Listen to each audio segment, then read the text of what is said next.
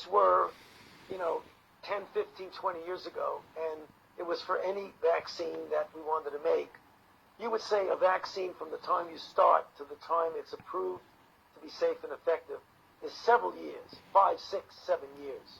That's unacceptable for now.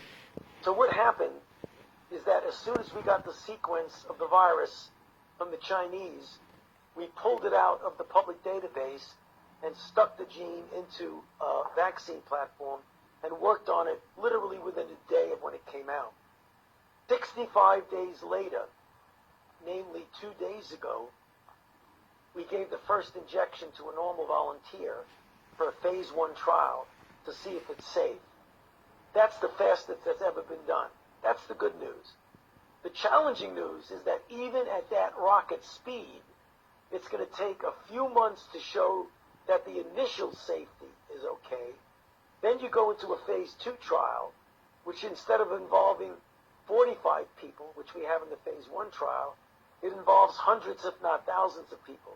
That will take another 6 to 8 months to even know if it works.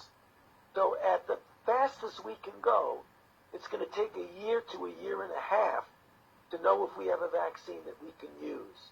There's another element to safety, and that is if you vaccinate someone and they make an antibody response, and then they get exposed and infected, does the response that you induce actually enhance the infection and make it worse? And the only way you'll know that is if you do an extended study, not in a normal volunteer who has no risk of infection, but in people who are out there in a risk situation. This would not be the first time, if it happened, that a vaccine that looked good in initial safety actually made people worse. There was the history of the respiratory syncytial virus vaccine in children, which paradoxically made the children worse. One of the HIV vaccines that we tested several years ago actually made individuals more likely to get infected.